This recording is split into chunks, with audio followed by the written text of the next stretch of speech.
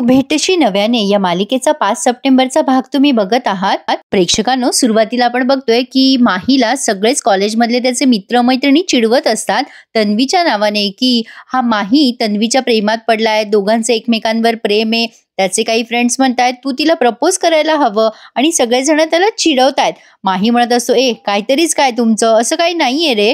तेवढ्यात आता तन्वी येते समोरून आणि माही तिच्याशी बोलायला जातो। माहीला असं वाटतं कदाचित तन्वीने त्यांचं चिडवणं ऐकलं असावं, म्हणून तो तिला म्हणत असतो की अगं तू लक्ष देऊ नकोस तन्वी, ते जस्ट फक्त असंच गंमत करत होते। पण आता मात्र तन्वीला आठवतंय की तिच्या आईने सांगितलंय की यापुढे त्याच्याशी बोलायचं नाही आणि बोललीसच तर गाठ माझ्याशी आहे। आता तन्वी माहीशी काहीही न बोलता त्याला उत्तर न देता निघून जाते। सगळ्यांनाच नवल वाटतं अशी काय ही तन्वी, काय झालं असेल तन्वीला, का नाही बोलली ही। आता हा माही त्या तन्वीच्या मागे मागे लायब्ररीत गेलाय, तिथे सायली बसलेली असते। माही विचारतो तिला की कुठे आहे ती, म्हणजे तन्वी कुठे आहे, तेव्हा ती खुणवते असं त्याला, ते बघ तिकडे येते आणि ती रडतीये। मग आता हा माही तन्वीशी बोलायला जातो। प्रेक्षकांनो, तन्वी उगाचच काहीतरी पुस्तकं चाळायचा प्रयत्न करतेय, खरं तर तिचं लक्ष नाहीये कुठल्याच गोष्टीमध्ये। आणि आता माही असा तिच्याकडे बघतोय की ती क्यूट आणि इनोसंट लव्ह स्टोरी आहे ना प्रेक्षकांनो। तन्वी आता माहीला इग्नोर करत असते आणि पुन्हा बाजूला जात असते, पण माही असा प्रत्येक ठिकाणी पुस्तकं बाजूला करून तिला बघायचा प्रयत्न करत असतो। आणि आता मात्र तन्वी आता तिथून निघून जात असते। मग माही म्हणतो तन्वी थांब ना, काय झालं, माझं काही चुकलंय का, तुला माझं वागणं खटकलंय का, काय झालंय तुला, मगाशी तर तू बरी होतीस आणि आत्ता काय झालं, नाही म्हणजे माझं कौतुक करत होतीस आणि अचानक काय झालंय तुला, हे बघ तुला काही बोललं का, कोणी ओरडलं का। पण आता मात्र तन्वीच्या डोळ्यामध्ये पाणी आलंय आणि ती काहीच बोलत नाहीये माहीशी आणि पुन्हा ती तिथून निघून जायचा प्रयत्न करते। तेव्हा माही तिचा हात धरतो आणि मग तन्वी अशी बघते त्याच्याकडे। तन्वीचे डोळे किती बोलके आहेत ना। आता माही तिला म्हणतो तन्वी काय झालं ग, मला नाही सांगणार का। आता एवढं छान बोलतोय तिला माही, तरी सुद्धा ती त्याला इग्नोर करत निघून जात असते। आता थोडा चिडतो तो आणि म्हणतो काय झालं तुझ्या मूडला एवढं, आणि तू माझ्याशी का बोलत नाहीयेस, तू बोलणार नाहीयेस का माझ्याशी। आता तो तिचा हात धरतो आणि तिला एका बाजूला त्या टेबलवर नेऊन बसवतोय। मग आता तन्वी म्हणते हे बघ माही, मी प्रॉमिस करते तुला, इथून पुढे मी तुला सगळ्या गोष्टी सांगेल, पण आता काय झालंय हे मला नको रे विचारूस। त्यावर माही म्हणतो अगं तन्वी असं काय करतेस, आता काय झालं हे तू मला सांगितलं नाहीस तर मी कसं स्वस्थ बसणार। ठीक आहे, तुला जर असं वाटत असेल की मी डिस्टर्ब राहावं तर नको सांगूस। तन्वी म्हणते माही प्लीज ऐक ना रे माझं, मी सांगेल ना इथून पुढे सगळं तुला। आता हा माही हट्टालाच पेटलाय, तो म्हणतो नाही आत्ता सांग मला काय झालंय तुला। आता तन्वी म्हणते नको ना रे हट्ट करूस माही। मग माही म्हणतो ठीक आहे, नाही करत हट्ट, आणि यानंतर तुला काही विचारणार पण नाही आणि हक्क पण दाखवणार नाही यानंतर तुझ्यावर, असं चिडून बोलतो तो आणि तिथून निघून जातो। तन्वीला आता फार वाईट वाटतं आणि त्यापेक्षा जास्ती सायली म्हणते एक सांगू तुला तन्वी, अगं हे बघ तू जरी कबूल केलं नसलं ना तरी तुमच्या दोघांची मनं एकमेकांमध्ये गुंतलीये हे कुणीही सांगेल। अगं तुला जर वाटत असेल ना तुमच्या दोघांमध्ये पुढे काही व्हावं तर माहीला आत्ताच खरं खरं सांगून टाक अगं। मग आता ही तन्वी म्हणते अगं इतकं सोपं नाहीये ते सायली, मित्र म्हणून सुद्धा तो खपत नाहीये आईला, मग प्रेम वगैरे तर खूप दूर राहिलं ग। आई किंवा माही या दोघांपैकी एकाची निवड कशी करू मी सायली। अरे देवा, प्रेक्षकांनो खूप मोठा पेच पडलाय आता तन्वीला, म्हणजे आता ही तन्वी त्या मॅडमची मुलगी आहे, मॅडमला अजिबात आवडत नाही माही आणि आता ही नेमकी त्याच्याच प्रेमात पडली आहे। देवा काय काय होणार पुढे बघत राहूयात।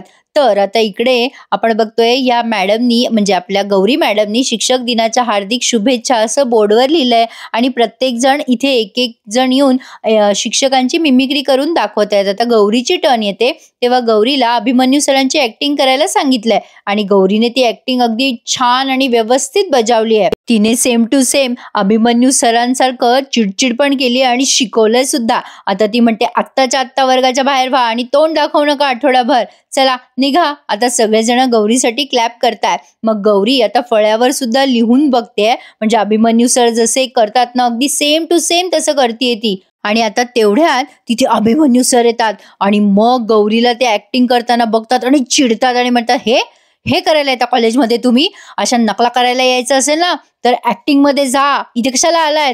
कशाला शिकताय मराठी साहित्य हा विषय? अरे देवा, आता गौरीला आठवतं की अजून सरांची शिक्षा कंटिन्यू आहे.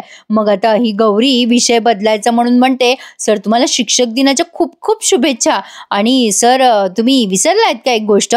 अभिमन्यू सर म्हणतात, काय? आता गौरी म्हणते, सर तुम्हाला शिक्षा झालीये ना, सगळ्यांशी हसून प्रेमाने बोलायचंय तुम्हाला. विसरलात का सर तुम्ही? अभिमन्यू सर आता लगेच त्यांच्या चेहऱ्यावरचे भाव बदलतात आणि प्रेमाने म्हणतात, हे चुकीचं आहे. मग आता गौरी म्हणते, हो सर, म्हणजे आपल्याच कॉलेजमध्ये शिक्षकच होतात ना, म्हणजे विद्यार्थी शिक्षक होतात ना शिक्षक दिनाच्या दिवशी, हो की नाही सर?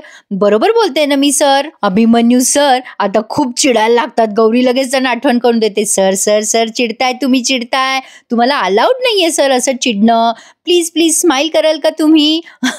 मग आता अभिमन्यू सर दातोट खाऊन स्माइल करतात आणि म्हणतात, गरज नाहीये मला शुभेच्छांची. नाही म्हणजे आता जाऊन अभ्यास केलात नीट तर तुमच्या शुभेच्छा आपोआप पोहोचतील माझ्यापर्यंत. आता जाल का जागेवर? अभ्यास कराल का जरा?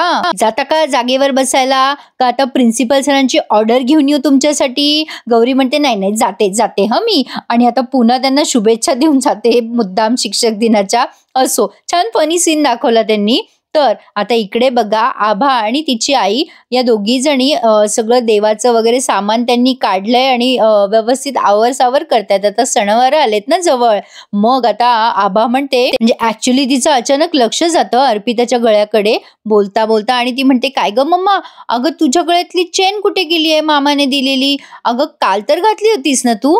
आता अर्पिता म्हणते, अगं हो, ती चेन ना मी तुझ्या वडिलांकडे दिली आहे, म्हणजे तुझ्या बाबाजवळ दिली आहे आणि ते काय ठेवतील व्यवस्थित ते. आणि आहे ना मंगळसूत्र गळ्यामध्ये, दोन दोन गोष्टी कशाला घालायच्या?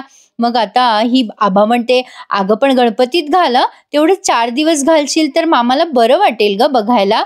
अर्पिता म्हणते, अगं पण गणपतीच्या वेळेला किती लोक येतात आपल्याकडे, कशाला महागाच्या गोष्टी घालून फिरायच्या?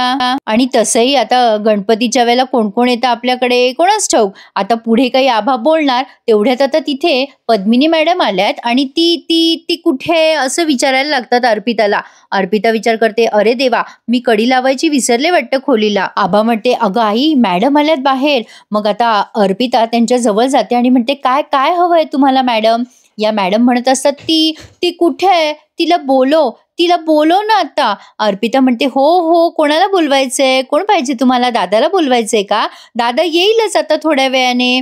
मग आता मॅडम म्हणत असतात, ती ती हवी आहे मला, ती कुठे आहे? तिला बोलव. आता ही आबा म्हणते, अगं आई काय बोलतायत त्या, कोणाला बोलवायचंय?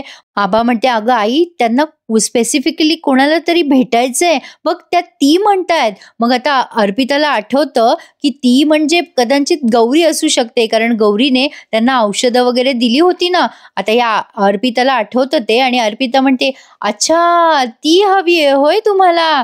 बरं आलं माझ्या लक्षात. ती येणार आहे, संध्याकाळी येणार आहे ती. मी तुम्हाला आवाज देईल हा ती आली की. तुम्हाला औषधे दिले होते तिने, तीच का? तुम्ही औषधं घेत नव्हतात तेव्हा? आता मॅडम म्हणतात, हा औषध ती ती ती कुठे आहे ती?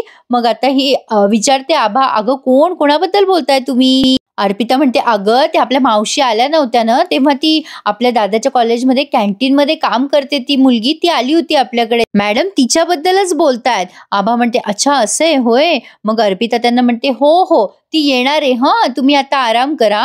ती आली ना की मी तुम्हाला बोलवते हा बाहेर. मग आता कसं तरी लहान लेकराला नादी लावतात तसं आपल्या त्या अर्पिताने त्यांना नादी लावले आणि त्यांच्या खोलीमध्ये आत नेऊन सोडलंय आणि मग बाहेरून कडी लावून घेते ती. आणि आता विचार करते, केव्हा येणारे गौरी कोणास ठाऊक. आता ही गौरी रोज येणार आहे, पण दादाने जर तिच्यावर चिडचिड केली तर अवघड आहे बाई. आधीच गणपती आहे आणि हा दादा विनाकारण अशा जास्ती चिडचिड करतोय, कसं होणार आहे देवासच ठाऊक. आता आतनं पुन्हा आवाज येतो मॅडमचा तिला, ती कुठे आहे, ती आली का? मग आता ही अर्पिता त्यांना प्रतिसाद देत म्हणते, हो येणार आहे ती. आता इथे बघा प्रेक्षकांनो, ही गौरी या डोशाला ऍक्टिंग करून दाखवत असते की अभिमन्यू सर असे बोलले, मग त्यावर मी अशी बोलली आणि क्लासमध्ये खूप हशापिक ऐकला, खूप मजा आली अरे आज लेक्चरला, हे सगळं ती दोषाला सांगत असते मिमिक्री करून. दोसा पण खूप एन्जॉय करतोय गौरीचं, म्हणजे आज जे काय झालं त्यांच्या वर्गामध्ये त्या सीन बद्दल. मग आता तेवढ्यात बोलता बोलता गौरी म्हणते, अरे दोषा तुला माहितीये अभिमन्यू सर हसले ना की ते खूप छान हसतात रे, म्हणजे हसले ना की ते गोड पण दिसतात, पण मला नाही वाटत त्यांच्याच्यानं हसणं होईल म्हणून. म्हणजे हसायला लागले ना ते की त्यांना प्रश्नच पडतात रे, म्हणजे ते जर हसायला लागले ना तर काय बहार होईल ना रे दोषा, सगळ्या गोष्टी कमाल होऊन जातील बरं. म्हणजे ते चांगले प्रोफेसर आहे हे तर खरं आहे की नाही. म्हणजे ते हसले आणि हसून त्यांनी छान शिकवलं तर त्यांच्या स्टुडंट सोबत बॉन्ड पण किती घट्ट होईल ना. आता दोसा बघतोय मागे अभिमन्यू सर आलेले आहेत. मग आता ही गौरी पुढे म्हणत असते, दोषा तुला सांगते सर जर हसले ना तर सरांसारखे प्रोफेसर मिळणं अशक्यच होतील. पण सर हसतच नाही रे, सर हसले ना की बारीकशा खळ्या पडतात बघ त्यांच्या गालामध्ये. त्यांच्या हसण्यामध्ये ना जादू आहे जादू. तुला सांगते दोषा त्यांच्या स्माइल मध्ये ना जादू आहे जादू. अरे ते जर असेच हसत राहिले ना तर त्यांच्या आयुष्यातले अर्धे निम्मे प्रॉब्लेम्स आहेत ना ते सहज निघून जातील. पण मला नाही वाटत त्यांच्याच्याने ते जमल. त्यांचं आपलं एकच, शिस्त म्हणजे शिस्त. अरे दोषा तुला काय झालं, असं का बघतोय, त्यांचं कौतुक करते तर तुझ्या का पोटात दुखते. आता दोषा म्हणतो मागे बघ. मागे पाहिल्यावर गौरीला कळतं, अरे देवा अभिमन्यू सर मागे. आता अभिमन्यू सर विनाकारण ओरडलेत बर का गौरीला. गौरीला ते म्हणतात लोकांच्या नकला करण्या व्यतिरिक्त दुसरं काही येतं का ग तुला आयुष्यात. नुसतं हसून दाखवलं की होतं का, हसून दाखवल्यावर सगळे वरवरचे प्रॉब्लेम सुटतात का. हे असे हसून दाखवणारे लोक असतात ना ते वरवर हसतात आणि इतरांना पण फसवतात. आयुष्यात जेव्हा अनेक प्रॉब्लेम येतात ना तेव्हा त्यांना तोंड द्यावं लागतं, असं हसून होत नसतं काही. गौरी आता म्हणते सॉरी सॉरी सर. आता अभिमन्यू सर म्हणतात शिक्षक दिन पण संपलाय आणि माझी शिक्षा पण संपली आहे, तेव्हा उद्यापासून माझ्या रागाला म्हणजे सामोरी हो, आता तयार हो. आता असं बोलून ते निघून गेलेत बिचारी गौरी. पण गौरीने सरांच्या धमकीला जरा लाईटलीच घेतले प्रेक्षकांनो. सर आता तिला असं बोलून निघून जातात. गौरी आता दोषाला म्हणते, ए दोषा तुला काय झालं, असं का बघतोय तू, ए दोषा अरे बरं आहेस ना. दोषा आता घाबरतो बिचारा. गौरी म्हणते अरे गेले ते. दोषा म्हणतो आता काय करायचं. गौरी म्हणते आता काय करणार आहे आपण, काय करणार आहे आपण सरांचं, त्यांच्याशी बोलणं म्हणजे ना दगडावर डोकं आपटण्यासारखं आहे. दगड कुठले. आता बघा प्रेक्षकांनो आजचा भाग त्यांनी इथेच संपवलाय. आज तसं त्यांनी जास्ती काही विशेष दाखवलं नाहीये पण छान दाखवला भाग. आता ही गौरी निघालेली असते, म्हणजे पुढच्या भागात बघणार आहात तुम्ही. गौरी घरी जात असते तेव्हा अभिमन्यू सर एका माणसाशी भांडतायत गाडीच्या पार्किंगवरनं. गौरी त्यांना म्हणते सर हसून बोला की. गाडीवाला ड्रायव्हर म्हणत असतो मी घेणार नाही गाडी मागे. अभिमन्यू सर त्याच्यावर खेकसतात पण तो आणखीन चिडतो आता अभिमन्यू सरांवर. मग गौरी येऊन त्या माणसाशी प्रेमाने बोलते दादा जरा गाडी मागे घ्याल का तुमची. मग आता त्याने पटकन गाडी मागे घेतली. मग आता गौरी अभिमन्यू सरांना म्हणते सर जरा गोड बोलत जा, गोड बोललं ना की छान दिसताल तुम्ही आणि तुमच्या आयुष्यातले प्रॉब्लेम पण कमी होतील. गौरीचा हा सल्ला ऑब्विसली सरांना काही पटणारा नाहीये. असो पण आता तन्वी माही सोबत वडापाव खायला गेलेली आहे. ती माहीला सहज म्हणते मला वडापाव खायला फार आवडतं. मग माही तिला घेऊन जातो. पण प्रेक्षकांनो त्या काळामध्ये मुलाच्या गाडीवर बसणं म्हणजे किती मोठा भयंकर अपराध होता. प्रेक्षकांनो ज्यांनी कोणी अनुभवलंय त्यांना हे नक्कीच समजू शकतं. आता आईचा धाक बघा किती आहे. आता ही वडापाव खायला गेली हे ती सहज सांगते मॅडमला, म्हणजे तिच्या आईला. तेव्हा मॅडम म्हणतात कोणासोबत गेली होती. तन्वी यावर काय उत्तर देईल प्रेक्षकांनो, काय वाटतं तुम्हाला, मला कमेंट करून नक्की कळवा. म्हणजे खरं सांगेल की खोटं. मला तरी वाटतं ती खोटं बोलेल. पण प्रेक्षकांनो आता तन्वी आणि माहीची लव्ह स्टोरी बघायला मिळेल आपल्याला असं दिसतंय. आजचा भाग खूप छान होता. उद्या भेटूयात नवीन भागाच्या रिव्ह्यू सह. तोपर्यंत चॅनल सबस्क्राईब करा आणि रिव्ह्यूला लाईक करा.